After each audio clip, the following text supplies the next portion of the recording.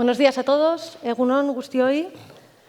Bueno, pues después del cafetico nos toca volver a esa jornada de evaluación y ajuste que adelantaba nuestra presidenta María Chivite al inicio de la sesión, en la que vamos a analizar cuál ha sido la evolución de esta primera etapa de la estrategia de especialización, S3, del Gobierno de Navarra, y vamos a presentar y debatir sobre los resultados obtenidos y valorar los nuevos desafíos a los que nos enfrentamos.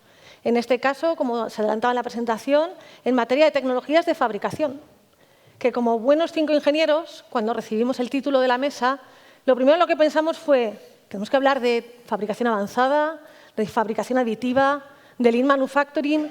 Pues espero que nadie esté esperando eso, porque si no vamos a defraudar expectativas. El nombre de tecnologías de fabricación viene por contraposición a la mesa anterior, que era tecnologías de la vida, cadena alimentaria y salud, y nosotros nos vamos a centrar en el sector más industrial, en el sector relativo a automoción, a mecatrónica y a energías renovables y recursos. Bueno, como muchos no nos conocemos, no tenemos el gusto de conocernos, comienzo por presentarme. Efectivamente, soy Ana Goyén. Soy la directora, la responsable de la unidad de negocio eólico de Ingeteam. Ingeteam es un grupo industrial que tiene sus orígenes en los años 70 en el País Vasco. Está fundado por 4 ingenieros de Bilbao y como buenos 4 ingenieros de Bilbao, pues desde el inicio enfocaron y centraron su actividad en la I+D, en una I+D focalizada en los productos electrónicos y que se ha ido diversificando desde este núcleo en Bilbao y dedicado a la electrónica y al sector industrial, se ha ido diversificando tanto a nivel territorial, siendo a día de hoy podemos afirmar que somos una multinacional, fabricando de la misma manera que en Viscofan, pues prácticamente en los 3 continentes donde a día de hoy hay actividad en eólica, y diversificando también en sectores, de tal manera que lo que inicialmente estaba muy focalizado en el sector industrial pues pasó a dedicarse a otros sectores como la marina y fundamentalmente aquí en Navarra en energías renovables, gracias al carácter visionario de los que lideraron aquel impulso, entre ellos hoy nuestro compañero Esteban Morrás, presidente del comité organizador, que lideraron el impulso y la fortaleza de las energías renovables aquí en Navarra. A día de hoy, Ingeteam, como suministrador de convertidores para la industria eólica, es líder a nivel internacional como proveedor independiente y el 8% de los aerogeneradores de los molínicos que veis por ahí por el mundo pues están equipados con nuestra tecnología. Y hechas las presentaciones, pues toca hablar de la mesa. En la mesa la hemos fragmentado en 2 partes bien diferenciadas. Una primera en la que cada uno de los ponentes irá exponiendo los retos y los objetivos alcanzados en cada uno de nuestros sectores y desde cada una de nuestras perspectivas. Y posteriormente abriremos un debate abierto sobre temas más transversales que, por supuesto, como transversales que son, pues coincidirán en cierta medida con los comentados en la mesa anterior relativa a tecnologías de vida. Comenzamos con Pablo Ayesa, ingeniero industrial por la Universidad de Navarra. Ha desempeñado prácticamente toda su carrera profesional en el CENER, Centro Nacional de Energías Renovables, centro tecnológico especializado en la investigación aplicada y en el desarrollo y fomento de las energías renovables. Forma parte de la Corporación Tecnológica de Navarra, la DITEC, liderando el área de energía y cuenta con un gran prestigio no solamente a nivel nacional, sino a nivel internacional, como el mercado global de las energías renovables lo requiere. Desde esta perspectiva, Pablo nos va a hablar de los retos a nivel de I+D a los que nos afrontaremos en los próximos años desde el punto de vista de la competitividad industrial y de las energías renovables, de la transición energética. Bien, lo que os voy a presentar es una visión un poco personal de dónde creo que está lo importante y lo que puede llegar a pasar. Veréis que me gusta bastante separar en periodos y cosas así y esa es un poco la estructura que voy a seguir. Lo primero que yo creo que es destacable es que en los últimos tiempos la cosa ha cambiado mucho. Y esta primera sección os voy a presentar esto. Básicamente, las renovables nacen en los 80-90, 1990, que es cuando empieza todo, de una manera muy tímida y el pequeño Big Bang se produce pues, alrededor del año 2000, con un protagonismo importante de Navarra. En los que pudisteis ver una conferencia que dio Esteban hace poco explica esto perfectamente y Navarra creó la industrialización de de las renovables, que luego fue imitada por muchos sitios. Luego entramos en un periodo hasta el año 16-18, donde básicamente había dos temas fundamentales. Una vez ya creada la industria, uno que era el coste de la energía. En aquel momento teníamos el régimen retributivo, era un precio fijo, y de alguna manera pues, el sector sabía que aquello iba a cambiar, y estuvimos todos pues, durante 16 años, bueno, probablemente algunos más, pero en nuestro caso una historia de 16 años, con todo el sector tratando de reducir los costes y eliminar las barreras. Entonces, esta era la segunda cosa, el segundo tema de investigación, que era cómo integrar esa energía en un sistema que se había diseñado para otra cosa, en algo que no funcionaba así. Entonces se creó y tuvimos que aprender a predecir la energía, tuvimos que crear un centro de control específico, que era de eléctrica, tuvimos que cambiar la configuración de los aerogeneradores para que apoyaran a la red. Empezamos a desarrollar servicios de red, ya estamos, fijaros, ya estamos hablando de control de tensión en el 2014, en el 16, y todo esto venía de una base en la cual la penetración de renovables todavía pues era un nuevo entrante, un sistema que tenía 100 años y teníamos un nuevo entrante que se tenía que adaptar al sistema. ¿Qué es lo que ha pasado en estos años? Pues aquí tenéis unas gráficas de cómo ha evolucionado el precio de las renovables. A ver si esto es fotovoltaica, fijaros cómo ha caído radicalmente. Esto es la eólica onshore, que ya partía de una posición muy buena, y la solar termoeléctrica e incluso la energía offshore. Entonces, a día de hoy, las renovables ya no están desafiando el sistema, sino que son parte integral del sistema, es la energía que más se utiliza en el mundo, y pequeñas empresas y pequeñas aventuras se han convertido en multinacionales que además se han fusionado. Todo el sector se ha contraído conforme ha crecido y se ha convertido en algo mucho más industrial. Y entonces pasamos a una fase nueva en la que hay dos cosas. Ya habéis dicho que me encanta separar. Entonces, la primera es, hay un factor absolutamente nuevo, que es la transición energética, en el cual las renovables ya no es que no sean solo un desafío, sino que es que van a ser, o deberían ser, la base del sistema energético, tanto el eléctrico como otros. Y luego tenemos la parte industrial, donde tenemos, como siempre, la parte del coste de la energía, con una cosa nueva. Ya las renovables son competitivas, pero se ha producido con la internalización del negocio una competencia absolutamente global. Y aquí tiene muchísima importancia la competitividad territorial. Entonces, ahora, desgranando un poco esto, bueno, pues cómo bajamos el coste de la energía. Pues evidentemente, cómo diseñamos y cómo fabricamos, cuánto produce un aerogenerador, cuánto cuestan los materiales, cuánto cuesta procesarlos, la mano de obra, cómo gestionamos la logística, cómo hacemos el diseño de operación de las plantas, la digitalización y la optimización que podemos obtener a base de la ciencia de datos, pues también es una de las líneas que se cree que va a apoyar muy mucho la bajada de costes. Y luego, las plantas existentes, tenemos la extensión de vida. Entonces, esto es algo que ya están haciendo las empresas y en base a la cual pues, van a crecer o decrecer. Si las empresas que tenemos aquí venden más que las que están en otros sitios, pues va a depender muy mucho de que sean capaces de mantener este esfuerzo.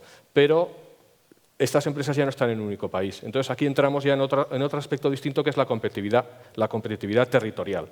Ahora, de alguna manera, las regiones que quieren mantener su actividad eólica tienen que también dar las mejores condiciones posibles a sus implantaciones locales. Y aquí estamos hablando de un mercado laboral formado y competitivo, que ya ha salido, de un ecosistema en el cual están las universidades, están los centros tecnológicos, también hay startups que ayudan a que estas empresas lleven su objetivo. Esto traspasa al lado izquierdo.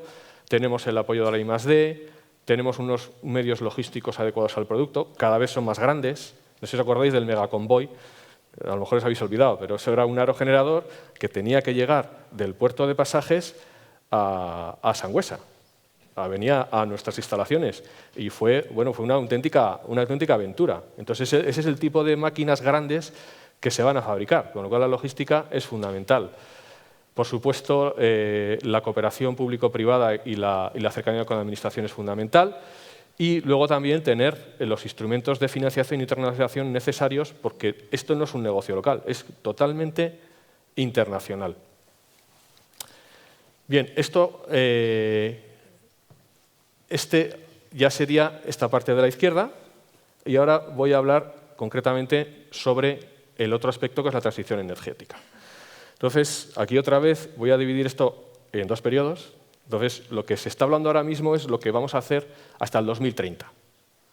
Y luego se está hablando de una estrategia a más largo plazo, que es la de 2050. Entonces, pues os presento aquí, no lo voy a leer, no os preocupéis. Si queréis leerlo, pues encantado de que lo leáis. A la izquierda he puesto lo que vamos a hacer. Tú lees el plan que tenemos y te das cuenta, o esa es mi interpretación, de que ahí tiene dos partes, una que es hacer y otra que es aprender. Hacer, ¿qué vamos a hacer? Pues, lógicamente, el planificador, que es prudente, planifica lo que sabe hacer bien. Y sabemos hacer bien electricidad, sabemos hacer bien bueno, lo que tenéis ahí, pero sabemos que eso no es suficiente. Ahora, en la siguiente diapositiva veréis por qué. Entonces, tenemos que aprovechar este periodo también para aprender lo que vamos a tener que hacer para que podamos llevar a una descarbonización como la que se necesita para cumplir con los acuerdos de París, para cumplir con el clima, etcétera, etcétera. Y estamos hablando de gestionar un sistema eléctrico completamente diferente, de una necesidad distinta que no teníamos hasta ahora, de una acumulación a distintos escenarios, luego entraré en más detalles, la gestión de los usuarios que se convierten en parte del sistema, y luego también cosas como el secuestro de carbono, que a día de hoy pues, no está desarrollado. Si leéis el PNIEC, pues hay una cosa que se llama la Ciudad de la Energía, que ha estado parada durante un montón de años, donde se quería investigar en secuestro de carbono, y este proyecto se paró y parece que se va a revivir. En esta diapositiva, que tiene varias cosas, veis, aquí está el 2030. Entonces, lo que viene a decir esto es que con lo que tenemos ahora, que con lo que sabemos hacer, vamos a llegar al 2030, pero que no va a tener efectos al 2050, porque se va a estabilizar. No sé si veis, no veis mi ratón. En esta gráfica de allí a la izquierda, veis a 2030, a la mitad de la gráfica, como hay una caída y luego se estabiliza. Entonces, esto no es suficiente para cumplir con los acuerdos de París, y tenemos que ir a las gráficas que tenemos debajo. ¿Veis? Hay que hacer lo que está planificado hasta el 2030 y mucho más. Y en este mucho más está ese aprender del que hemos hablado. Poniendo 50 gigavatios de eólica vamos a tener un desafío industrial impresionante, vamos a tener un desarrollo también y unas inversiones brutales, pero simplemente haciendo eso no vamos a llegar al 2050. Entonces, para eso se abren distintas vías que están aquí representadas. Esta es la estrategia 2050 de la Comisión Europea. Navarra está desarrollando la suya, el Gobierno de España también está desarrollando la suya, pero bueno, esta es en ese momento la que está publicada, y la verdad es que está muy bien. Entonces, habla de cosas, bueno, tiene distintos grados de ambición, pero habla de absoluta electrificación de la economía, es decir, sustituir los fósiles y los procesos industriales y la calefacción y la refrigeración en nuestras casas, que pasen a ser eléctricas. Está hablando del hidrógeno, ahora os daré la razón. Está hablando de combustibles nuevos, combustibles renovables, artificiales. No es carbón o no es gas o no es petróleo que sacamos del suelo, sino que son combustibles fabricados a partir de renovables, de la economía circular y de distintas combinaciones hasta llegar al extremo máximo, donde ya tenemos el secuestro de carbono y tenemos una modificación también, por supuesto, de cómo estamos viviendo.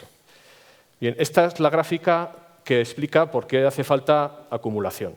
Tenéis en rojo, bueno, estos son 4 semanas del año 2017, tenéis en rojo la demanda energética, en azul la producción eólica en porcentaje, en tanto por uno. Tenéis en naranja y en verde, creo que es este color, o azul, la producción solar, y veis que no cuadran. No cuadra en ninguna de las semanas. A la derecha tenéis por mes, en un periodo durante 10 años, tenéis en mes cuál ha sido la producción de esas fuentes por mes. Y veis que la eólica en verano produce poco, la fotovoltaica produce mucho, la termoeléctrica también produce mucho. Esto es positivo, pero que la demanda no encaja con ninguno de ellos y tampoco encaja el agua. Entonces, esto nos lleva a que, de alguna manera, lo que tenemos ahora entre la demanda y el consumo es fósil y hay que hacerlo desaparecer. Con lo cual, necesitamos introducir un factor nuevo que es el almacenamiento y luego veréis otro que es el acoplamiento de sectores.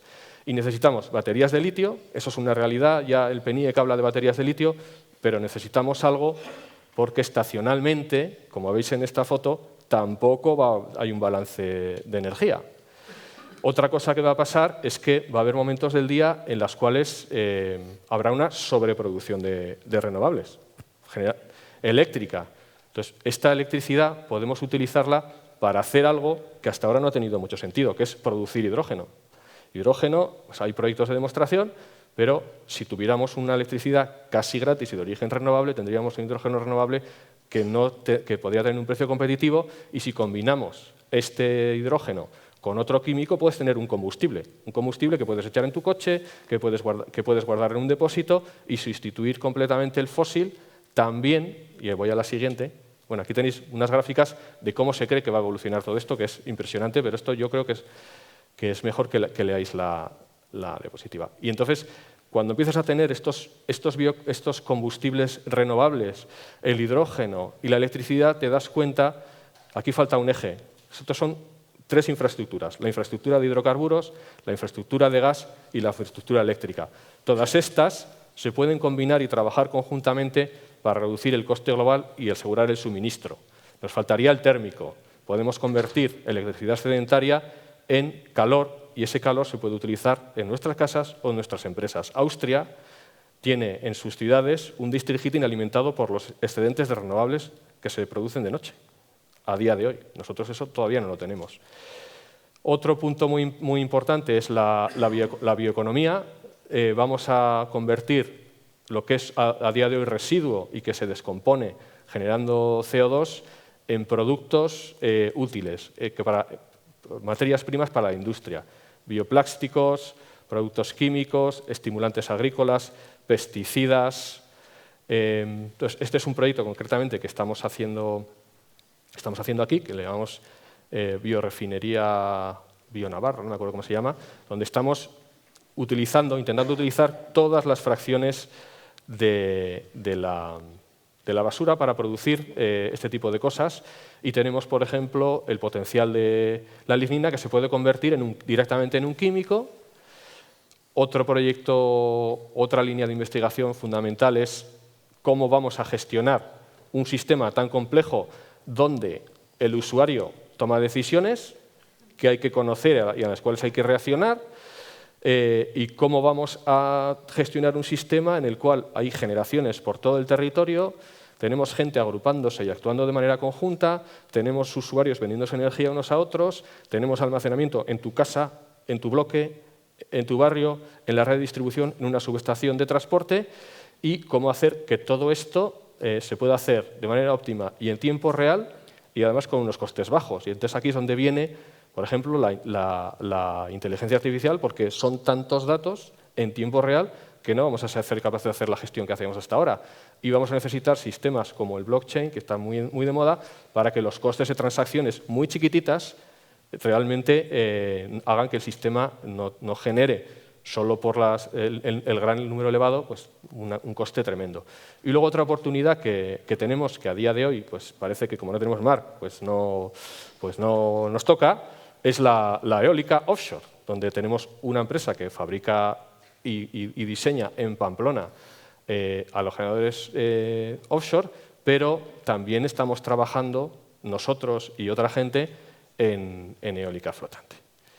Y hay muchos más desafíos. O sea, yo creo que la foto global es esta y yo solo he señalado estos. Y con esto ya acabo un poquito más tarde de lo que debería. Gracias. Pues con esto damos paso a Chus Pintor, director científico-tecnológico de NAITEC, del Centro Tecnológico de Automoción y Mecatrónica, Naitec nace como idea a finales de 2017, con conversaciones entre la Universidad Pública de Navarra y el Gobierno de Navarra, viendo la necesidad de crear precisamente un centro tecnológico dedicado al sector de la automoción, imprescindible en la economía y en la actividad navarra, y de la mecatrónica para darnos soporte a toda la industria en ese cambio y en ese afrontar los nuevos desafíos en materia de digitalización y de nuevas tecnologías. Se nutre del antiguo CEMITEC, que ya tenía una antigüedad de 30 años, con sus recursos personales y de instalaciones.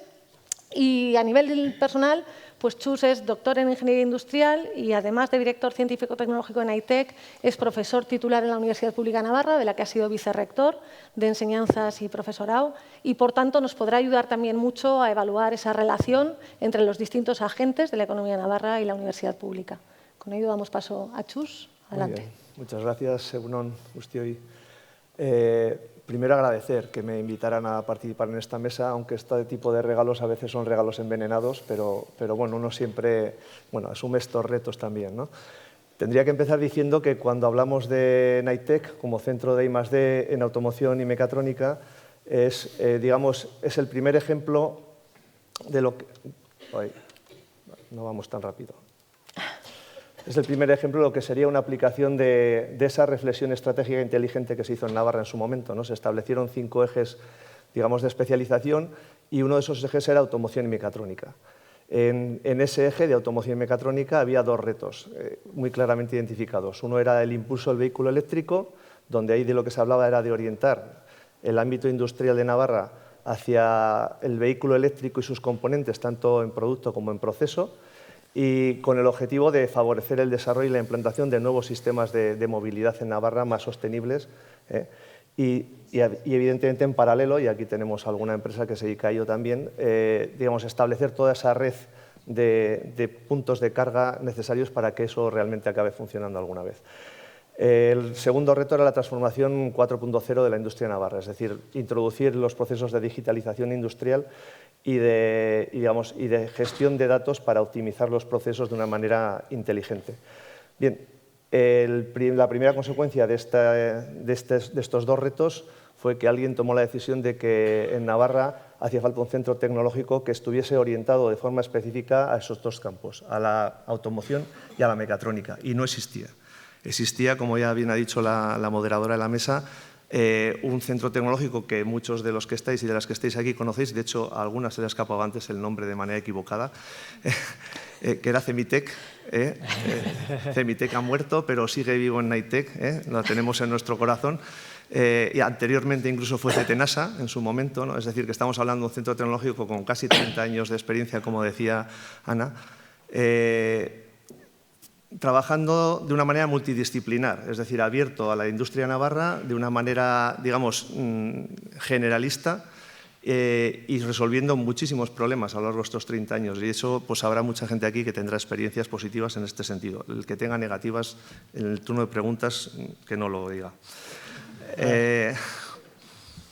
Bien, surgimos, por lo tanto, en el verano del 2018. Y tenemos una vocación y una misión muy concreta y muy específica. Tenemos que acabar siendo capaces de aportar valor añadido a la industria navarra en el ámbito de la automoción y de la mecatrónica.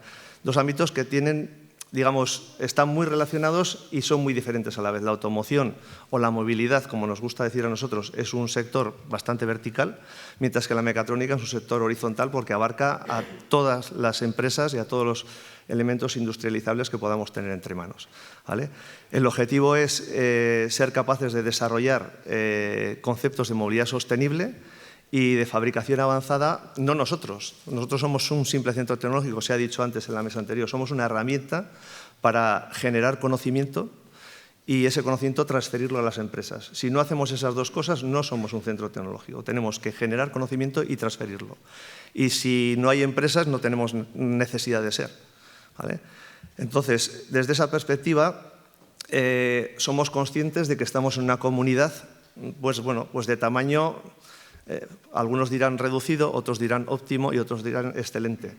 Somos 600.000 personas y los organismos y entidades que tenemos en Navarra pues son de un tamaño similar. Es decir, somos un centro tecnológico pequeño, yo diría. No pequeño en comparación con lo que son los centros tecnológicos, digamos, más de carácter generalista, pero sí con respecto a lo que serían centros tecnológicos dedicados a la automoción, que los que hay en España pues tienen una cierta capacidad importante. Bueno, pero siendo conscientes de eso, lo que tenemos claro es que nuestro futuro y el futuro de la automoción y de la mecatrónica en Navarra viene por el establecimiento de alianzas con todos aquellos agentes que nos encontremos en el camino y que tengamos intereses comunes. Si no, no seremos un centro de excelencia y si no, no redundaremos en conseguir que el SINAI, el Sistema Navarro de Innovación, pues acabe siendo también un sistema de excelencia, que a día de hoy, reconozcámoslo, no lo es, pero vamos camino de serlo. Estamos dando pasos en ese sentido. Y dentro de esas alianzas, Naitec también tiene una característica muy específica. Cuando nace con una alianza bajo el brazo, esto es venir con un pan bajo el brazo, porque nacimos aliados con la UPNA, con la Universidad Pública de Navarra. Es decir, nos hemos declarado mutuamente socios preferentes. No solamente tenemos uno de nuestros edificios, nuestra sede social dentro del campus de la universidad, sino que el objetivo es conseguir que el trabajo de Naitec y el trabajo de la UPNA, o por lo menos de los investigadores e investigadoras de la UPNA, en los ámbitos que tengan que ver con la movilidad y con la mecatrónica, con la industria, la fabricación avanzada, pues trabajemos de manera conjunta y seamos capaces de llegar a masas críticas suficientes como para abordar proyectos ilusionantes de verdad.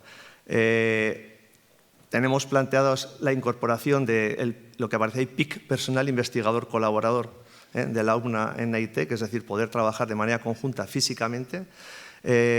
Cuando se hablaba antes de la retención del talento, seguiremos hablando luego de ello seguramente, pues la primera cosa ha sido decir, bueno, tenemos que abrir nuestras puertas a la incorporación de estudiantes en prácticas. En Naitec ya hemos empezado este año, desde septiembre del año pasado, al desarrollo conjunto de trabajos fin de estudios, trabajos fin de grado, trabajos fin de máster, para luego, a partir de ahí, ir generando una cantera y ser capaces de desarrollar doctorados industriales, donde ya ahí sí o sí tiene que haber una empresa detrás.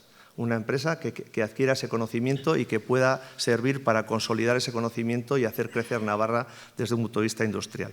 Por último, otro de los aspectos importantes es la definición y puesta en marcha de títulos propios. Eso de TTPP son títulos propios. El concepto de que la educación se acababa cuando uno terminaba el ciclo formativo de FP o cuando uno terminaba la universidad con más o menos 20 y pocos o 20 y muchos años, dependiendo del tiempo que le hubiese dedicado al estudio, pues ese concepto está ya trasnochado. Estamos ahora ya en la era del online learning, el aprendizaje a lo largo de toda la vida. Las personas, no solamente estudiantes, no solamente recién egresados de la universidad, sino en general cualquier profesional, ha de estar pendiente de seguir capacitándose y para ello las universidades y los centros tecnológicos tenemos que colaborar para los conocimientos que vamos adquiriendo, ser capaces de transferirlos a esos profesionales presentes o futuros y a través de títulos propios, que son títulos mucho más fáciles de montar, de desarrollar que una titulación oficial de grado o de máster. Eso, con mis 8 años de experiencia en el vicerrectorado, os lo puedo jurar. Es mucho más sencillo montar un título propio, que lo montas de un mes para otro, que una titulación que necesitarás un par de años o 3 como mínimo. Bien, esa es nuestra base, lo que nos proporciona una base sólida de investigadores e investigadoras con las que queremos realmente acabar siendo un centro de referencia no solamente en Navarra, sino a nivel nacional e incluso internacional. Los retos que tenemos por delante son muchos. No voy a empezar a detallarlos todos, porque además tampoco quiero extenderme demasiado. Pero estamos hablando de dos mercados, sobre todo el de la automoción y la mecatrónica, que son mercados muy maduros, es decir, con muchas tecnologías desarrolladas.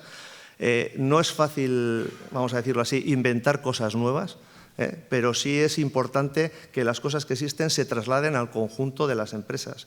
No hay que olvidar que Navarra tiene un sector industrial muy amplio, muy potente, pero con mucha industria pequeña y mediana a la que este tipo de cuestiones de industria 4.0, digitalización, etcétera, pues realmente le está costando incorporar.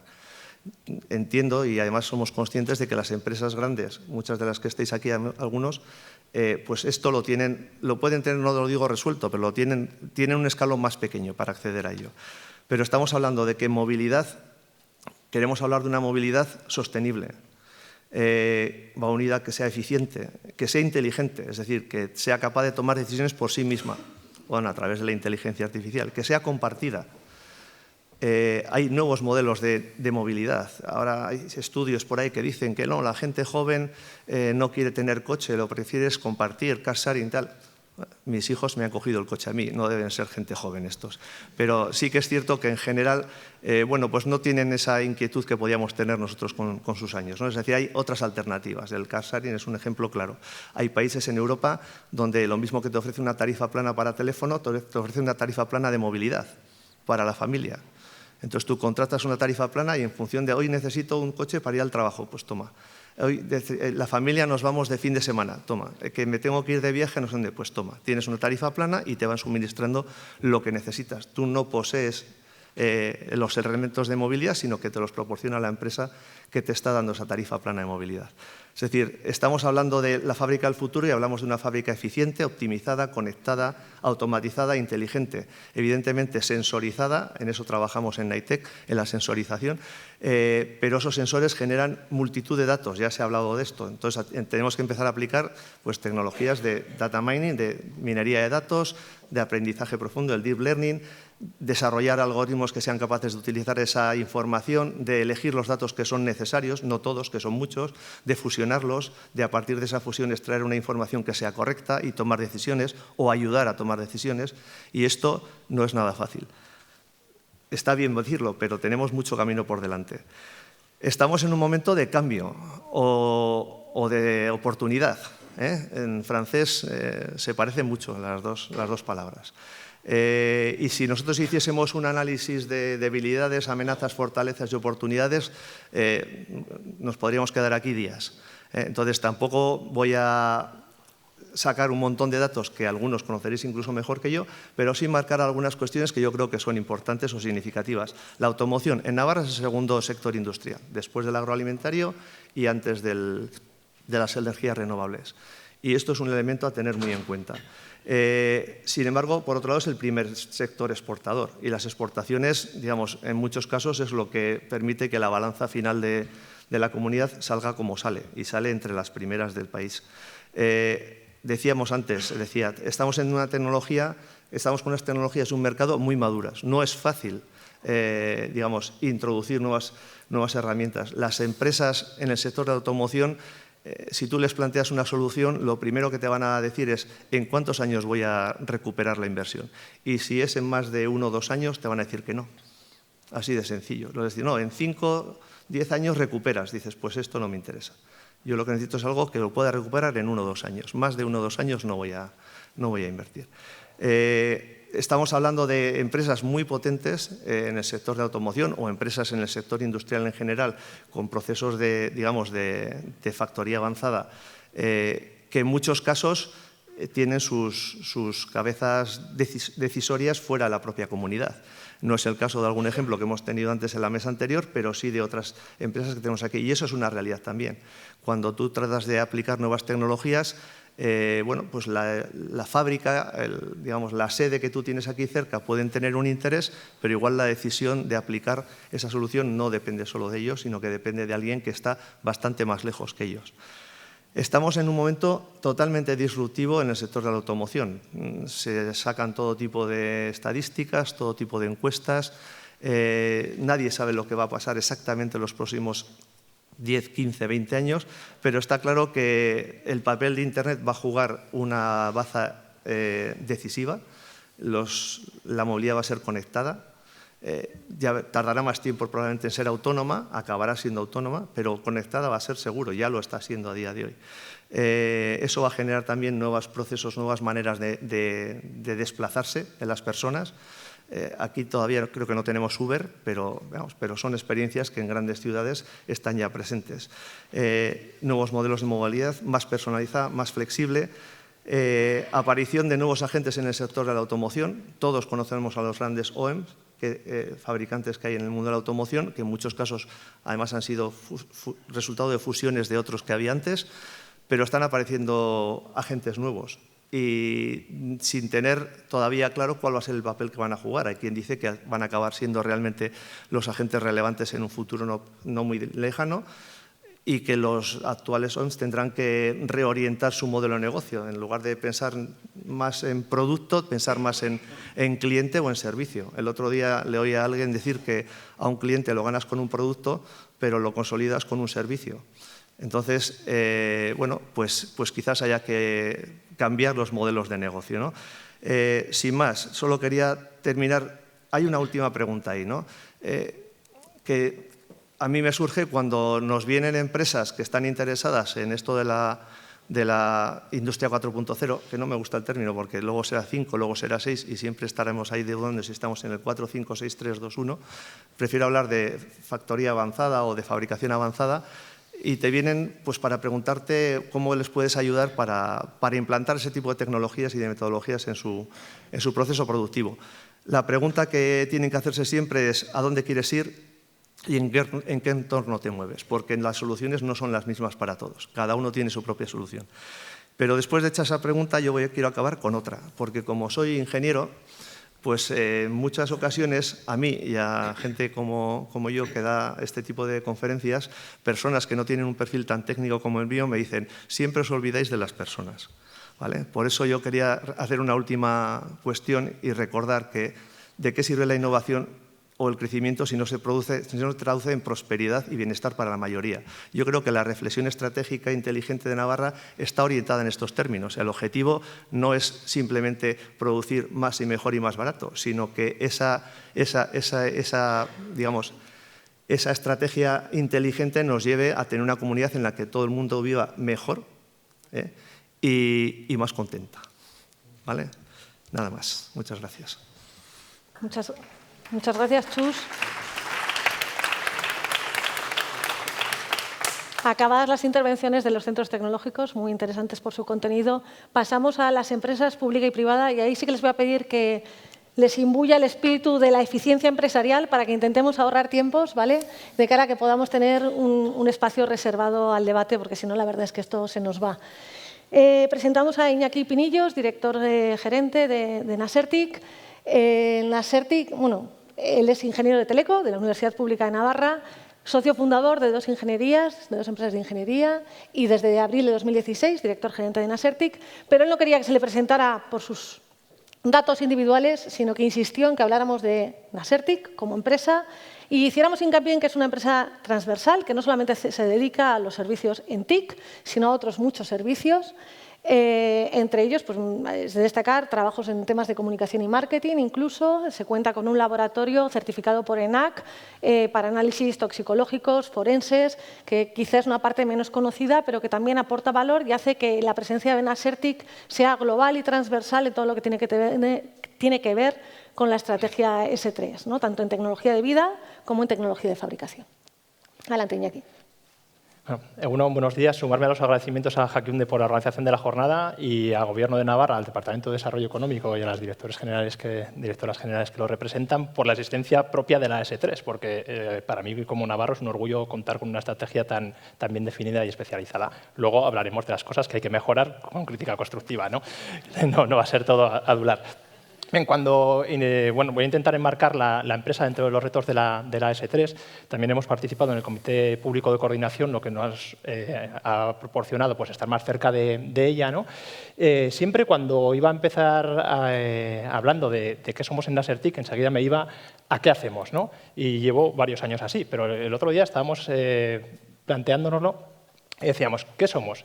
Pues al final somos lo que somos y lo que hacemos es un reflejo de lo que somos. ¿Qué somos? Somos un grupo de personas con unas actitudes y unos conocimientos determinados que hacemos que las cosas pasen. Que las cosas pasen, como ente instrumental de Gobierno de Navarra, intentamos que las políticas públicas pues, puedan ser ejecutadas de la mejor manera posible en aquellas en las que participamos, pero al final no dejamos de ser eso. Lo importante es las personas y hoy en día nos adaptamos a lo que tengamos que hacer. Diferentes cosas, además, con lo del cambio constante, pues está muy en boga. Nuestras direcciones, ya ha adelantado algo Ana, gracias por la presentación, pero básicamente tenemos tres direcciones de producción y me voy a centrar exclusivamente en lo que tiene que ver con los retos. Nuestra participación ha sido en concreto, sobre todo estos años, en dos retos, en el 19, el de las infraestructuras, y en concreto en la banda ancha, participando de la mano de la Dirección General hoy de Transformación Digital en el Plan Director de banda ancha. La situación en 2015 era bastante mala, se hizo un diagnóstico de la situación y del futuro, de si no se tomaban las medidas oportunas hacia dónde íbamos, y ahí básicamente en una comunidad donde se ha hablado antes también, y Blanca lo comentaba, ¿no? El tema del desarrollo rural, de la cohesión, de la vertebración territorial. Estamos en una comunidad donde la población rural es importante y nos lo creemos, pero la realidad es que estaban en un riesgo de exclusión total porque teníamos banda ancha de nueva generación en Pamplona y comarca y no en toda, y en la zona de la Ribera del Ebro, y todo lo demás era una isla, ¿no? No me voy a entretener, pero bueno, los indicadores están evolucionando de manera bastante favorable. Nos queda llegar a los últimos pueblos, a los más pequeños, pero también hay buenas perspectivas al respecto. Y en otro reto que también fue impulsado por el Departamento de Desarrollo Económico, y sobre todo aquí está Yolanda, que ha participado mucho en la proyección de esto, y también Ana Vicente, ¿no?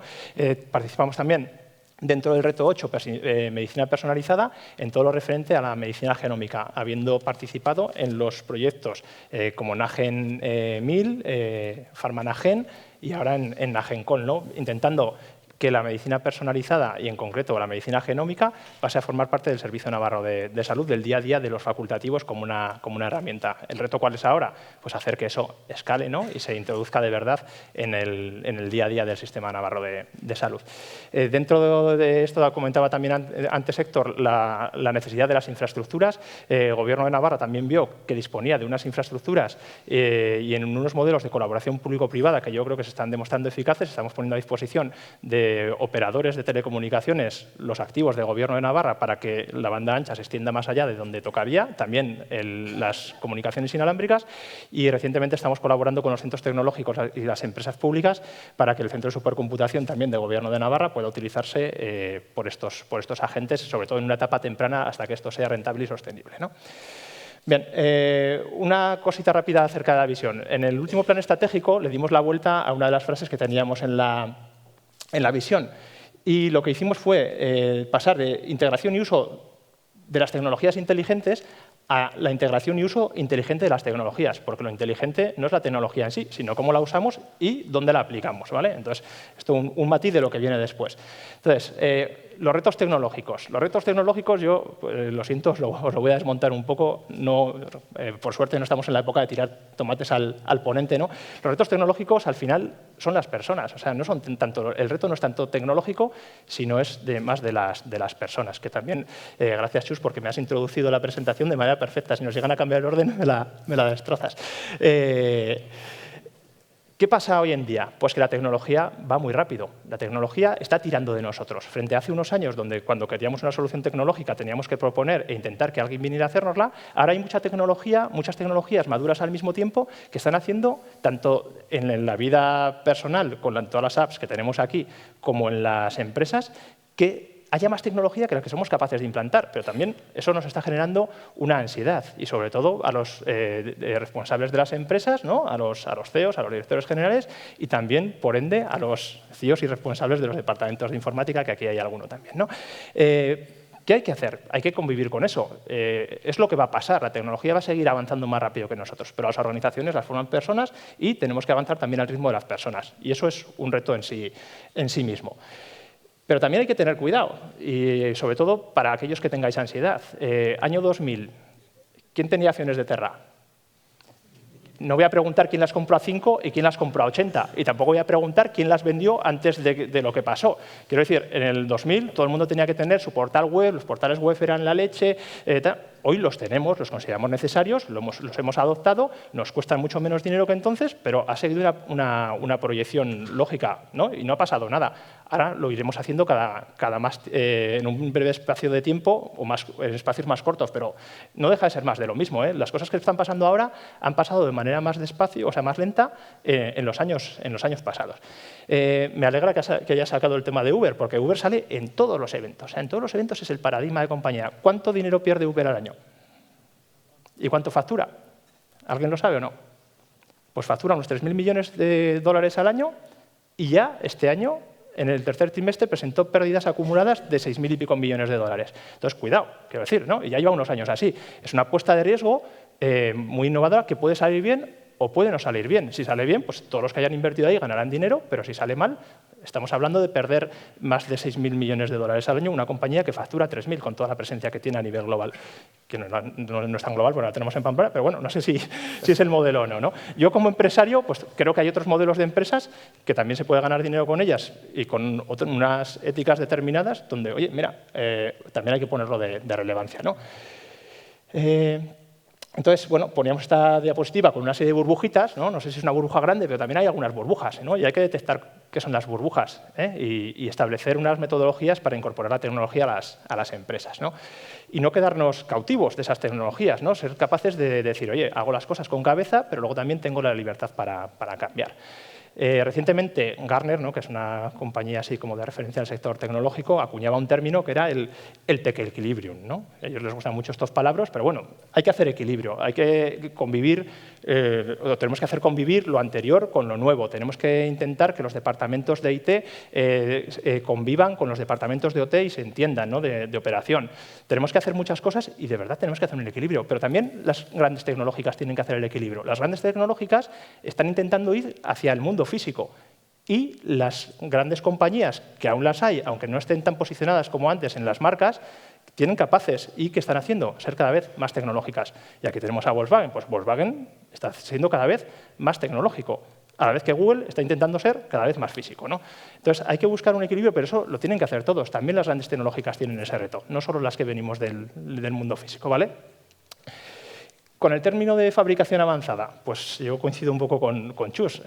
Smart Manufacturing en Estados Unidos, Industria 4.0 en Alemania, en Corea 3.0, en China Made by China 2025, son diferentes términos que al final lo que están llevando bueno, lo que están haciendo es que se apliquen las tecnologías de manera ordenada a los procesos de producción, pero es que es algo lógico y de sentido común, que también hay que decirlo, ¿no? Pues, oye, pues si hay tecnologías que me pueden ayudar a producir, pues voy a implementarlas, pero eso no hace falta tampoco ser ningún visionario ni ningún gurú para saberlo, ¿no? O sea, cualquier persona que haya trabajado en una empresa dice, oye, si hay algo mejor, pues voy a intentar implantarlo, ¿no?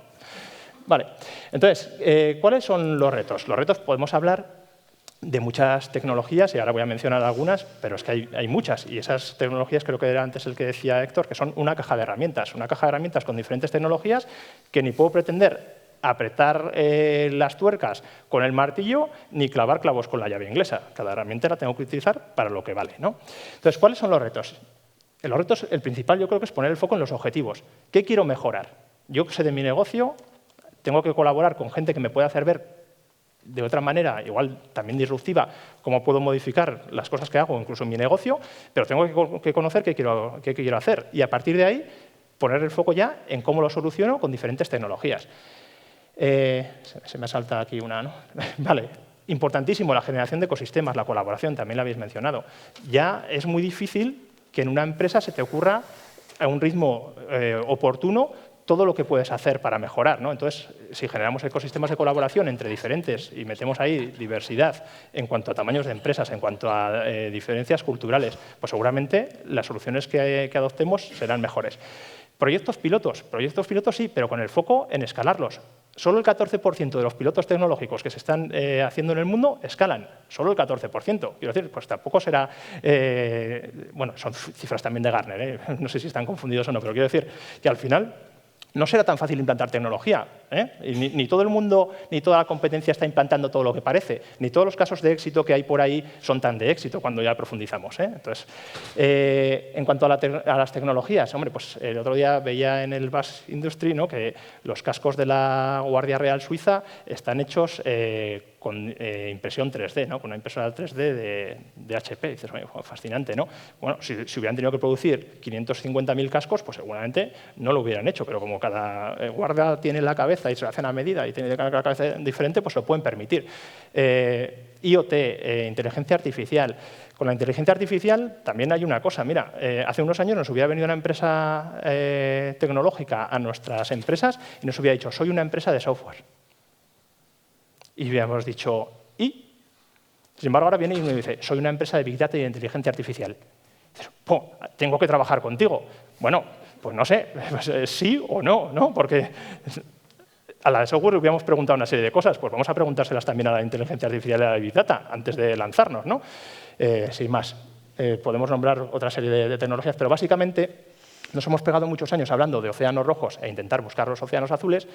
Pues los océanos azules cada vez van a ser más difíciles de encontrar y es más difícil que existan. Frente a eso, ¿qué tenemos que hacer? Pues convivir con el cambio y aprender a navegar por los rápidos y, si es posible, disfrutarlo, ¿vale? Gracias.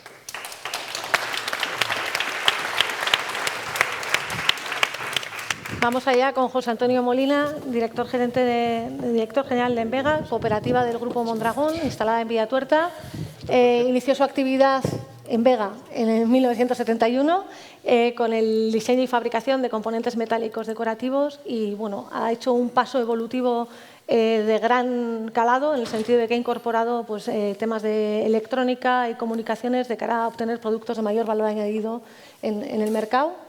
Y en ese sentido, pues Envega ha abierto el primer centro de I+D+I del Grupo Mondragón en Navarra.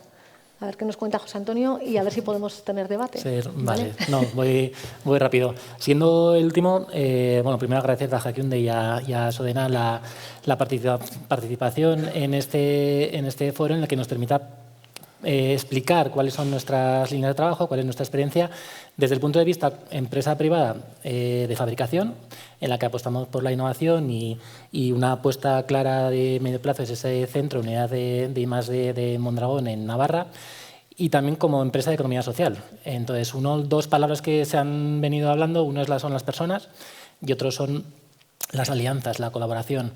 Entonces, uno de los puntos que se salió en la S3, dentro de las debilidades que se veía en Navarra, era la colaboración o la cooperación débil. Entonces, nosotros como empresa, dentro del Grupo Mondragón, pues eso lo tenemos en nuestro ADN, lo tenemos en un pasito avanzado, porque la parte de Mondragón es una suma de cooperativas, una suma de fortalezas en las que nos permite llegar a mercados que solos no podríamos llegar. Entonces, ¿qué es Mondragón? Para centrar, voy centrando un poco hasta llegar a Envega. Mondragón conocido, Mondragón tiene distintas líneas de distribución con marcas conocidas, líneas de universidades, líneas de finanzas y luego está la parte de industria. En la parte de industria nosotros nos encuadramos en la división de componentes. Nuestra línea de unión es cliente. Y cliente está orientado a la línea blanca. Entonces, la suma de las 7 cooperativas que estamos en esta división nos hace compartir conocimiento, nos hace compartir una visión estratégica de mercado, nos hace compartir hacia cuáles son las tendencias y hacia dónde nos tenemos que orientar para dar un portfolio al cliente que nos permita, desde cooperativas como Tajo, que son de inyección de plástico, Orcli, que también tiene otros sectores, o nosotros, que somos una cooperativa que nos dedicamos a los tiradores de línea blanca o a la parte de serigrafía funcional, que luego es la que más estamos desarrollando en nuestro plan estratégico para crecimiento a medio-largo plazo. Esto es donde estamos. Nosotros somos, dentro de la división, los más pequeños, pero tenemos implantación productiva en todo el mundo y eso nos hace tener una visión fuerte de hacia dónde son y hacia dónde tenemos que ir. En Envega, lo que comentaba Ana, nacimos en el año 71, una cooperativa que tenemos 2 líneas de negocio, una es línea blanca y la otra es serigrafía funcional. En 2 líneas, serigrafía funcional para juntas de estanqueidad y serigrafía funcional para lo que son teclados capacitivos, HMIs. ¿Cuál es nuestra fortaleza? La ingeniería, ese desarrollo con cliente, ese trabajo en innovación, porque tenemos claro que el futuro no va en competir a nivel mundial en base a costes salariales, a costes sociales, sino va en poder dar a los clientes unas soluciones que nos permita estar en esos clientes. Esta es la parte de HMIs, serigrafía funcional, en la que, más o menos explicado de forma rápida, depositamos una serie de tintas que nos permiten que el teclado, desde la parte estética, lo hagamos funcional. ¿Dónde estamos? Estamos en toda la línea de sectores. Hicimos, y va con la pregunta de Chus, hacia dónde queremos estar. Nosotros tenemos una infinidad de sectores, infinidad de clientes, entonces definimos cuáles son los de más valor añadido que queríamos estar. Está en automoción, está en la parte de línea blanca, para seguir creciendo, entonces dar ese valor añadido. ¿Cómo lo hicimos? Desarrollando el plan estratégico, en la que con una evolución de mercado muy cambiante, con mucho miedo en el sentido de hacia dónde está yendo y qué está pidiendo el mercado. Entonces, lo que nos está pidiendo son soluciones integradoras. No vale el ir con un componente, sino nos pide una serie de competencias que nosotros solos no somos capaces de suministrar. Entonces, ahí entra la segunda palabra que es la línea argumental, las alianzas. Esa suma de colaboraciones, esa suma de distintas competencias que nos permiten dar al cliente un producto de más valor añadido. ¿Cómo lo estamos haciendo? Pues nosotros como Envega tenemos una vigilancia tecnológica, un contacto muy fuerte con cliente, en la que se están dando tendencias de contracciones de cliente, en la que donde antes había muchos clientes de línea blanca se están reduciendo, con lo cual la competencia es mayor. Competimos con empresas que no están aquí, están en Turquía, están en China, y nuestro valor tiene que ser esa ingeniería, esa innovación. Entonces, buscando qué tiene más valor añadido, nos vamos al mundo de la electrónica, sensórica, de la comunicación, en la que nosotros no somos capaces de dar respuesta a todas esas soluciones. ¿Cómo lo hacemos? Pues estudiando la red de valor que tenemos nosotros. En cuanto a uniones, pertenecemos al clúster de inversión funcional, que nos permiten tener un conocimiento desde proveedores que buscamos lo mismo, el mismo tipo de clientes. Tenemos colaboraciones con ITEC, tenemos colaboraciones con la universidad para dar esa solución, y luego tenemos la fortaleza que pertenecemos a un grupo en el que tenemos 7 cooperativas que estamos trabajando en la misma, y la unión de nuestro distinto expertise nos permite dar unas soluciones de más valor añadido. Entonces, ¿qué hicimos en este año? Pues creamos la unidad de innovación de I+D en Villatuerta. ¿Por qué? Porque vemos que necesitamos gente de aquí que se prepare, que se forme, que esté buscando ese medio plazo para dar solución a lo que hasta ahora no estamos siendo capaces. Entonces, ¿qué entra dentro de esa cooperación? Pues empezamos a unir de nuestra cadena de valor, pues proyectos intercooperativos, empezamos a contar con las entidades públicas y privadas, empezamos a contar con centros tecnológicos y universidad, y empezamos a tener más grande nuestra cadena de valor. Productos a poner foto, pues estamos metidos en Ilmol Electronic, que son la unión de nuestro foil con la inyección de plástico, que son tendencias de mercado. Empezamos a trabajar en la impresión y la reducción de tintas. Cuando antes hablábamos de 6 milímetros, ahora hablamos de 42 micras. Hablamos de difusión de luz, hablamos de unión con Orcli en cuanto a sensorizar y calefactar suelos radiantes. Hablamos de sensores, hablamos de IoT, en la que tenemos que unirnos para seguir creciendo. Y con eso soy rápido. Venga.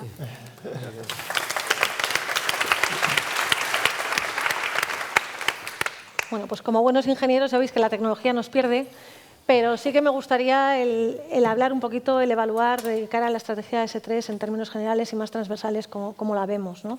Entonces, comentaba Pilar esta mañana que se había elaborado el cuadro de mando integral con todos los indicadores, en los que efectivamente prácticamente en todos la evolución ha sido positiva desde que se comenzó el trabajo en la S3, salvo en abandono escolar, en patentes y en los 4 más relacionados con sostenibilidad y medio ambiente. En emisión de gases de efecto invernadero, en porcentaje de eliminación de residuos, en porcentaje de consumo de generación de energías renovables con respecto a consumo.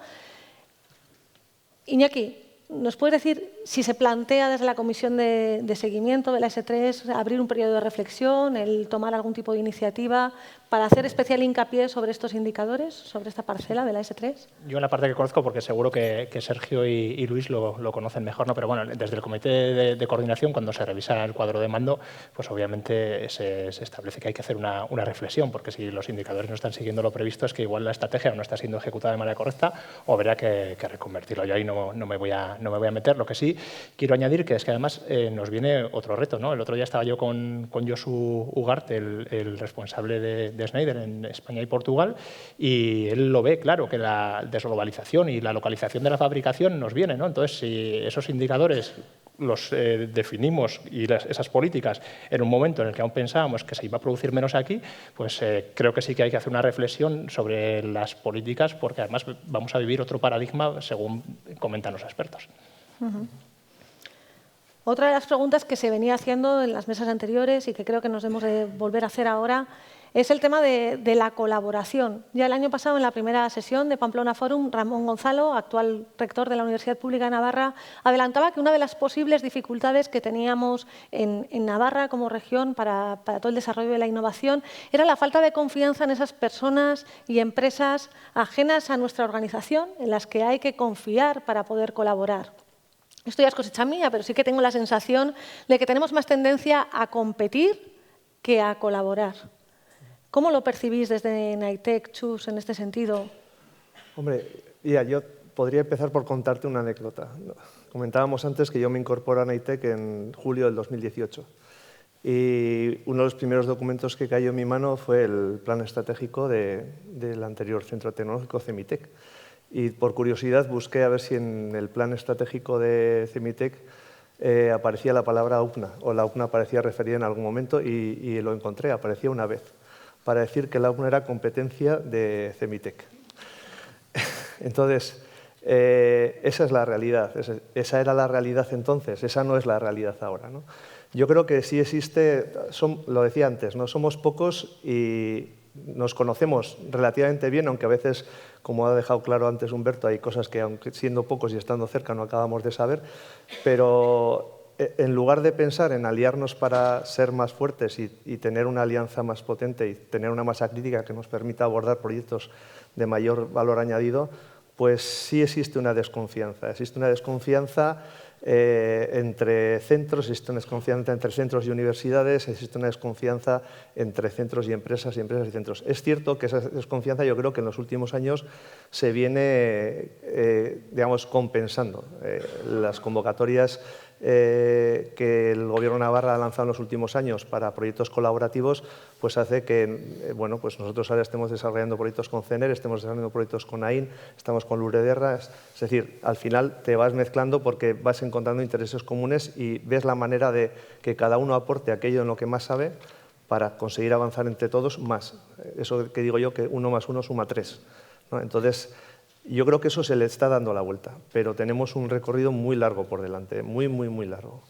Nosotros, desde luego, desde Ingeteam sí que puedo asegurar que la colaboración con nuestra cadena de suministro, proveedores y clientes, ha sido siempre como muy clara. Teníamos claro que la colaboración con nuestros clientes era nuestro must, ¿no? Es lo que, la tecnología al servicio de los clientes y de lo que se necesita a nivel social.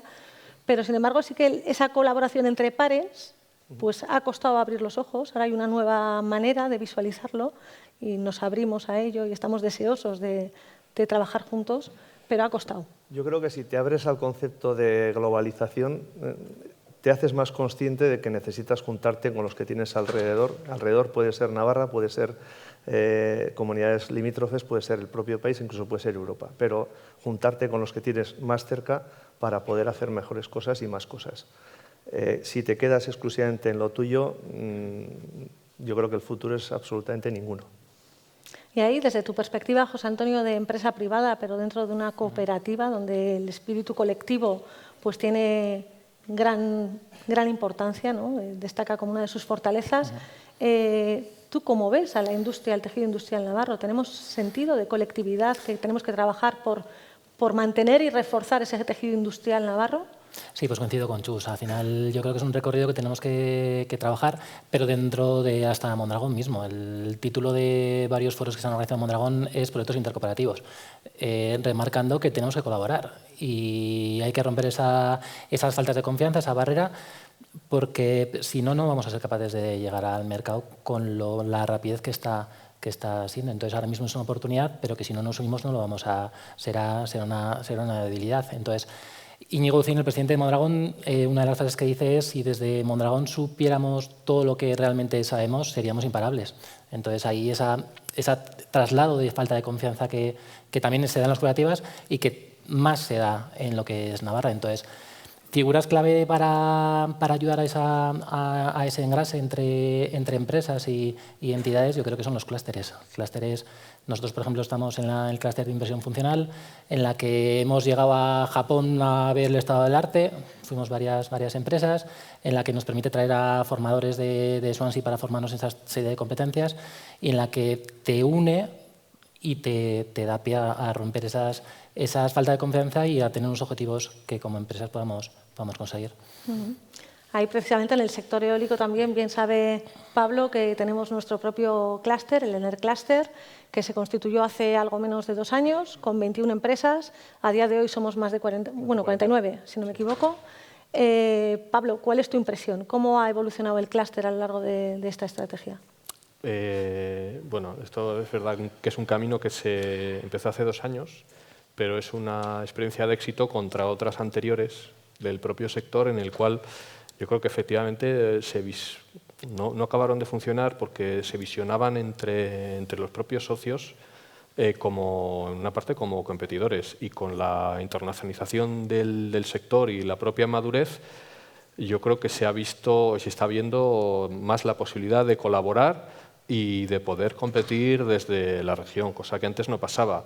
Nosotros trabajamos para las empresas del sector y llegamos a tener casos de: yo no voy a trabajar contigo porque como trabajas con ese, a lo mejor, y todo eso, la verdad es que a día de hoy de eso no queda nada. Llevamos solo 2 años, parece mucho, pero es poco, y en este tiempo hemos sido capaces de tener posiciones comunes en temas como fiscalidad, como I+D, logística, que he comentado que es súper importante para este sector, que cada vez las piezas son más grandes, y también hemos sido capaces de organizar un proyecto de I+D con todo el sector, con OEMs y con proveedores tecnológicos y de la cadena de suministro, y ahora estamos pues intentando trabajar el concepto de cadena de suministro con un consultor externo, y bueno, llevamos ya un tiempo trabajando y la verdad es que el nivel de conversaciones es de colaboración, y la pregunta que tendremos respuesta es: ¿qué podemos hacer para que nos vaya todo mejor? Entonces, yo creo que es muy bueno. Yo creo que lo que tenemos que hacer es seguir manteniéndolo y hacerlo crecer, porque la verdad es que la masa crítica que tiene el clúster de Navarra le da rango para ir directamente a estar con otras regiones europeas y tener una presencia fortísima dentro del país. Yo creo que ahí la necesidad hace virtud, ¿no? Y solamente ver lo que la industria danesa eólica era capaz de hacer y cómo se autoprotege y se apoya entre ella, pues hace que efectivamente miremos hacia adentro y digamos: nosotros también tenemos que ser capaces de encontrar aquellas ventajas competitivas, asociarnos, colaborar y ser potentes como región, ¿no? En la mesa anterior también se ha hablado mucho sobre talento. Yo creo que toca hablar sobre talento en esta mesa, no cabe duda. Y en ese sentido me gustaría preguntarle a Chus: ¿cómo ves la adaptación de la universidad? Antes comentaba Humberto precisamente, ¿no?, cómo se había creado el grado de ciencias de datos por las necesidades industriales, las necesidades que la tecnología y el mercado van cambiando, van marcando. Me gustaría saber si realmente estamos siendo lo suficientemente ágiles por parte de la universidad para adecuar la formación a lo que nuestro sector y nuestra actividad económica requiere. Bueno, eso es la eterna discusión de si la universidad responde a las necesidades de las empresas, ¿no? Bueno, y de si las empresas somos capaces de haceroslas llegar. Sí, bueno, pero al final dices, bueno, aparte de la comunicación que pueda haber, ¿no?, luego ya se da por hecho que a la universidad llega esa información y que si la universidad es capaz de reaccionar a tiempo. Vamos a ver, en este país y en Europa en general hemos vivido en ese sentido un cambio, digamos, que difícilmente se volverá a repetir en el año 2010. En este país hubo un Real Decreto en 2007 que dijo: para el 2010 todas las titulaciones que existen actualmente tienen que desaparecer. Y a partir de septiembre del 2010 todas las titulaciones que haya en las universidades públicas y privadas españolas tienen que ser nuevas y se llamarán grados o se llamarán másteres. ¿vale? Esto fue un momento disruptivo brutal, porque tuvo que hacerlo en 2 años. Y bueno, en el caso que yo conozco, que es el de la Universidad Pública de Navarra, sí que hicimos un trabajo muy potente de reflexión con todo tipo de estamentos públicos, privados, empresariales y sociales para tratar de extraer información sobre cuáles eran las necesidades que había en el entorno. Y a partir de ahí hicimos la definición de la oferta formativa, que se ha mantenido casi variable hasta hace 4 años, 4 o 5, que se han empezado a incorporar los nuevos grados, ¿no? Bien, dicho esto, yo soy de la opinión de que a la universidad vas a hacer músculo. Es decir, como en su tiempo fui atleta, pues dices, yo iba a entrenar y cuando yo entrenaba ya para atletismo, pues yo hacía triple salto y longitud. Pero conmigo estaban los que hacían salto de altura, los que hacían 100 metros y los que hacían pruebas de larga distancia. Y había una parte del entrenamiento que era común, porque era la que utilizábamos para ganar músculo, ganar capacidad aeróbica, y a partir de ahí luego cada uno sí que hacía sus ejercicios específicos. En la universidad yo creo que lo que tienes que hacer es ganar músculo. Es cierto, y cuando hablas con las empresas, siempre te reclaman formación en tecnologías específicas. Yo a eso lo que suelo decir es que si tú formas a alguien en una tecnología específica, cuando dentro de 2 años, y ahora con la rapidez con la que cambian las cosas, esa tecnología o esa metodología o esa herramienta se quede obsoleta y tengas una nueva, igual esa persona no tiene capacidad para adaptarse a la nueva herramienta. Y en ese sentido soy de los partidarios de que en la universidad tengas una buena formación básica que te permita abordar con garantías cualquier cambio tecnológico o metodológico que te puedas encontrar en tu vida profesional.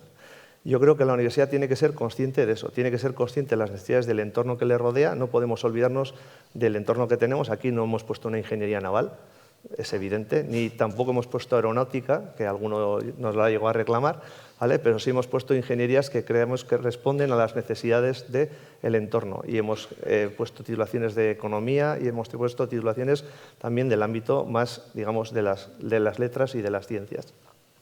En ese sentido, yo creo que es lo que tenemos que hacer. Y sí es cierto que los grados permiten ahora mismo opciones como la que comentaba Humberto antes. Es decir, ahora hay una necesidad que ha venido para quedarse, que es que sí o sí, a partir de antes de ayer, tenemos cantidades ingentes de datos y cada vez vamos a tener más, ¿vale? Entonces dices, bueno, pues es evidente que ahí hace falta una formación específica y la universidad lo ha hecho, ¿no? Y yo creo que en ese sentido las universidades, como digo, sin perder de vista las necesidades del entorno y poder en algunos casos establecer formaciones específicas, como es el caso del grado en ciencia de datos, tenemos la obligación de formar profesionales que estén abiertos a múltiples capacidades y sobre todo que tengan capacidad para en un futuro seguir aprendiendo, y tenemos que darles músculo. Por eso yo no soy profesor de matemáticas, pero creo que las matemáticas son importantes, por ejemplo. Es decir, igual les daría menos de las que les damos en la universidad, pero creo que es importante porque no sabes lo que pasado mañana vas a tener que hacer. La perspectiva que podían tener nuestros padres de que tú entras en un trabajo y vas a estar haciendo eso el resto de tu vida, dices, yo diría más, los que entren ahora en la universidad no saben qué trabajos van a tener dentro de 4 años o 5 años. Es que no lo sabemos nadie. Entonces dices, empezar a formarles en unas herramientas que son necesarias hoy, cuando dentro de 4 o 5 años no sabes qué trabajos va a haber, dices, mejor vamos a formarles en herramientas que sean multidisciplinares, que les permitan abordar todo tipo de problemáticas, que luego ya vendrá el online learning y se especializarán en aquello que tengan interés. Coincidiendo en tu opinión de necesidad de formación en conocimiento básico, que después nos permita desarrollarlo, sí que a mí me surgen 2 dudas aquí. Una en relación a la educación, no solamente en materia de conocimientos o de capacidad de adquisición de esos conocimientos, sino en materia de educación o entrenamiento en competencias, la parte competencial del liderazgo, si se entrena o no. Y si es la universidad el foro donde nos sabe enseñar a hablar en público, a gestionar equipos, a gestionar personas, o tiene que ser ya la experiencia profesional. Y después todo el tema del long life learning, del que hablábamos anteriormente, que creo que puede ser no solamente una herramienta de desarrollo de talento, sino también de retención. Antes hablábamos del salario, hablábamos de las condiciones de conciliación, pero creo que también a perfiles con un interés tecnológico y científico El hecho de poder seguir aprendiendo y de tener la oportunidad de contar con una educación estructurada y además alineada con las necesidades de la industria en virtud de la estrategia de especialización puede ser una fuente importante de retención, además de desarrollo de talento. No sé cómo lo veis y ya lanzo la pregunta abierta a quien quiera intervenir. Yo te respondo rápidamente para darles oportunidad al resto, pero lo que decías de las competencias es vital. Ahí te podría contar una anécdota con el propio Humberto Bustince cuando él estaba diseñando el grado de Ingeniería Informática. Es un ejemplo, como cualquier otro grado. Al final, en 2 años, tuvimos que montar todas las titulaciones de grado. Y me encontraba con situaciones en las que yo, que era el vicerrector responsable de enseñanzas, la gente me venía con el plan de estudios del grado, ¿no? Tenemos este plan de estudios porque tenemos estos profesores. Y yo decía, no, hemos empezado al revés. Vamos a ver, el objetivo es, queremos este grado para proporcionar qué competencias. Y de esas competencias, qué materias hace falta y qué actividades docentes hacen falta para proporcionar esas competencias. Y de ahí se derivará el plan de estudios y el profesorado necesario. No podemos empezar a la casa por el tejado. Entonces, en el diseño de los grados y de los másteres adaptados al Espacio Europeo de Educación Superior, la premisa básica ha sido que tenías que definir primero las competencias que tú querías proporcionar en el título. Y en ese sentido, lo que decías de hablar en público, trabajar, liderazgo, trabajo en grupo, yo creo que son herramientas que hay que desarrollar ya desde el colegio, pero sobre todo en la universidad. Sobre todo en la universidad. ¿Algo más que aportar? Sí, no, al hilo de eso, o sea, yo creo que hay 2 cosas que son fundamentales. Uno, primero, la cultura empresarial, en el tema de retención del talento. Si tú tienes una cultura y tienes a una persona que no comparte esa cultura, pues difícilmente lo vas a retener. Entonces, ya sin irnos todavía a las competencias, ¿no? Hay que apostar por tener una cultura de empresa y unos valores y unos principios bien definidos y luego intentar contratar a las personas que se van a sentir cómodos con ello y así pues tú serás capaz de tener más facilidad para retenerlo, porque si no, difícilmente, y sobre todo con las nuevas generaciones que cada una valora una cosa, ¿no? Porque estamos conviviendo con 4 generaciones donde cada uno de los trabajadores de esas generaciones valora cosas diferentes, ¿no? Y eso hay que hacer encaje de bolillos y la cultura puede ser una buena herramienta. Luego, con respecto a las matrices de competencia, tú hablas de las de liderazgo, pero no solo las de liderazgo, la del trabajo en equipo, otras, ¿no? que son transversales, son fundamentales y yo creo que tienen que estar identificadas en 2 sitios. Una, en las matrices de competencias técnicas, acompañadas de matrices de competencias transversales, y de ahí es de donde tiene que salir, coincido con Chus, el plan de formación, no solo el de la universidad, sino también el de la empresa. El plan de formación debe contemplar competencias técnicas y competencias transversales. Si tú le das a las personas una capacidad de desarrollarse como personas, independientemente del marco que cada uno tenemos el nuestro, ¿no? El económico, el otro, que también son importantes, pero si tú a una persona le dejas desarrollarse dentro de tu empresa y le proporcionas esas herramientas vía formación, pues será más fácil retenerlo también. Perfecto. Yo en la parte, por ejemplo, nosotros, en cuanto a esa formación, también no podemos olvidar a la gente que tenemos trabajando ya. Entonces, esa formación y esa empleabilidad de las personas que llevan trabajando en la cooperativa o en las empresas de bastante años, y necesitamos no sacarles fuera del circuito, necesitamos que sigan formando en automatizaciones, en competencias técnicas para no sacarles.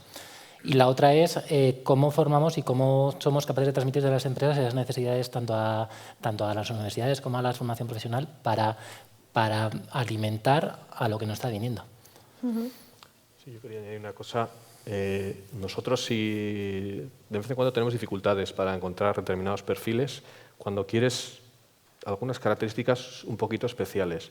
Y se ha comentado esta mañana y intentamos captar gente de fuera y no es fácil. Hay que hacer Navarra más atractivo, porque realmente un señor que está viviendo en Bélgica y que públicamente en su Twitter se queja de que no le ofrecen ningún contrato para hacer I+D en España, pues le ofreces un contrato y dice, uy, Pamplona, y no se viene. Entonces yo creo que hay que hacerlo atractivo.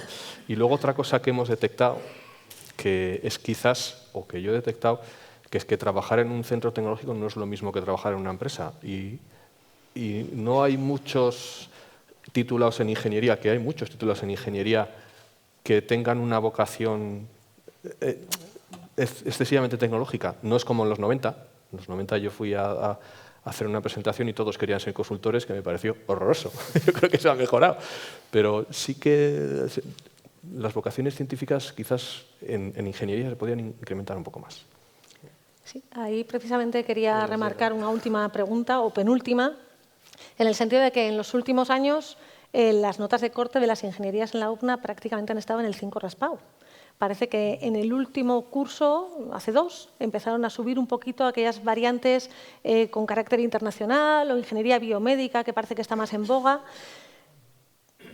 ¿Qué hacemos como sector tecnológico industrial para hacer que realmente esa cantera de chavales que están en los coles, que todavía no saben hacia qué enfocar, tengan un referente real de qué hacemos en el sector industrial, de a qué nos dedicamos? Yo creo que en las series es muy fácil ver pues, a jueces, abogados, médicos, que además los ven cuando van, ¿no?, al ambulatorio, pero nosotros es que no saben lo que hacemos en nuestro día a día. Tenemos a Big Bang Theory, pero no sé si es... ¿Qué podemos hacer para...? si es un buen precedente. Hombre, yo creo que se ha comentado antes, ¿no? Es decir, de hecho enlazo con otra idea que quería no dejar de decir. Cuando se habla de universidad-empresa también, aquí estoy con la faceta, el gorro de profesor de universitario, la cercanía entre la empresa y la universidad desde el punto de vista de formación es importante también. Yo he sido, desde el 96, soy profesor en la Universidad Pública de Navarra, pero antes lo fui en la Universidad de Mondragón. En la Universidad de Mondragón, la cercanía que hay en los estudiantes y en los estudios con las empresas es vital. Es vital y eso hace que haya un conocimiento muy importante de lo que es la empresa ya desde los propios estudios. En las universidades, en general, nos falta a veces esa capacidad para traer a las empresas a la universidad a que cuenten lo que hacen, en qué consiste su trabajo. Y esto lo trasladaría luego a lo que decías, a los colegios. Yo creo que en general, digamos, el científico es desconocido y el ingeniero pues también. Y es poco atractivo. Yo creo que ahí hay una labor. Yo conozco la experiencia en la Universidad Pública de Navarra que, digamos, desde hace años se va a los centros educativos a hacer labores de difusión tecnológica. Pero yo creo que habría que hacer más. Las empresas también deberían de ir ahí a explicar en qué consiste. Al final, lo que decía Pablo, el científico que están viendo la gente joven en la tele son los de Big Bang Theory. Y bueno, pues a alguno habrá que le guste ser como cualquiera de ellos, pero la mayoría no. Y luego ahí entronco también con otro aspecto que no quería olvidar y es el tema de la presencia de género en todas estas titulaciones STEM. Si ya estamos reduciendo el número de personas que acuden no en la Universidad Pública de Navarra, si esto es generalizado, en todas las universidades españolas el número de matrículas en las titulaciones de ingeniería está reduciéndose en los últimos años. ¿Por qué? Pues probablemente porque el nivel de exigencia sigue siendo el mismo, que ha sido siempre importante, y la sensación que tienen es que luego la contrapartida que van a obtener desde el punto de vista laboral, exclusivamente en los términos económicos, que se decía antes no solamente en los términos económicos, pero cuando estás estudiando hay mucha gente que está pensando en esos términos, pues entienden que no va a ser la misma que podía tener un ingeniero o una ingeniera antes, ¿no? Y si a eso le sumas que ya de por sí el porcentaje de mujeres en estas titulaciones STEM era reducido, pues ahora se está reduciendo todavía mucho más. Sí, para mí ese era un factor que quería sacar encima de la mesa para terminar además el debate, en el sentido de que a día de hoy es un 23% el porcentaje de mujeres que estudian carreras técnicas en la Universidad Pública de Navarra. El pasado viernes hubo un foro sobre transición energética que se celebró aquí, bueno, en el Colegio de Médicos. Mayoritariamente formaban parte del foro personas del sector de las energías renovables, un sector industrial joven, y a pesar de ello, de 14 ponentes que dieron allá pues la charla, las ponencias y la mesa redonda, solamente Pilar Irigoyen era la única representante femenina, ¿no? Y no quiero que esto suene en tono de reivindicación, que podría serlo, sino más bien en tono de reflexión. ¿Realmente podemos captar el mejor talento cuando únicamente un 23% de las mujeres que estudian carreras técnicas son mujeres? Únicamente del 23% de las personas que estudian carreras técnicas. Yo creo que es algo importante sobre lo que tenemos que reflexionar. Paula ya lo adelantaba desde Aditec, que se iba a introducir esta componente de perspectiva de género en los análisis. Y es algo por lo que tenemos que trabajar todos, hombres y mujeres, para aprovecharnos del mejor talento, ¿no? La Cátedra de Mujer de Ciencia y Tecnología de la Universidad Pública de Navarra está haciendo un importante papel en este sentido, con su obra de teatro de Yo quiero ser científica, que permite además acercar ese papel del científico y del tecnólogo a toda la sociedad, no solamente el de la mujer, sino el de la mujer, el hombre, a todos ellos, ¿no? Para hacer un papel más atractivo. ¿Se nos ocurre alguna idea adicional nos comprometemos a algo. Bueno, básicamente yo lo que veo es muchas acciones aisladas y creo que lo que tiene al final efecto es una acción coordinada y entre todos, ¿no? Entonces, al final aquí no importa quién se pone el gorro y quién la bandera la lucha del STEM y las mujeres en el STEM, sino lo importante es que eso tenga resultado. Entonces, ahí yo lo que pediría es coordinación y que no vayamos nosotros cada uno intentando apoderarnos de esa bandera. Efectivamente, que podamos hacer la Navarra de todos y todas, entre todos y todas. Pero hay que empezarlo desde muy pronto, ¿eh? Porque yo recuerdo hace 2 o 3 meses, un domingo desayunando, que pones la tele y ves de esos programas que nadie ve, y estaban haciendo un reportaje sobre, creo que era en León o en Castilla-La Mancha era, un programa que habían hecho para conseguir generar, digamos, vocaciones STEM entre chicas. Entonces cogían a chicas de 10, 12 años y las tenían ahí haciendo labores y con robots y tal, ¿no? Entonces les entrevistaban. Y una le dijeron, ¿y tú por qué quieres estudiar ingeniería? Sí. ¿Y por qué? Dice, porque tengo una prima que es ingeniero y he visto que con la ingeniería se puede ayudar mucho a la gente. Entonces, yo creo que hay un problema que viene desde muy atrás. Es decir, quería ser ingeniero para ayudar a la gente. Ese concepto de ayuda, que es lo que hace que mayoritariamente esa chica pues, es más fácil que sea enfermera, que sea médico, que sea... Es decir, pero es que igual es el momento de ver la ciencia y la tecnología para ayudar a los demás. Sí, pero hay que hacerlo ver. Ya. Hay que hacerlo ver, porque si no, pues claro, pero claro, tampoco hay que volcarse solo en eso, es para ayudar a la gente y para ayudar a que todo funcione mejor. Claro, para que todos y vivamos sin mejor. duda estamos perdiendo un material valiosísimo con ese porcentaje nimio de mujeres que tenemos en el ámbito de la ingeniería. Eso sin duda. Y abrimos turno a preguntas por parte del público, si alguien quiere intervenir. Pues como vamos ya tarde, cerramos la mesa.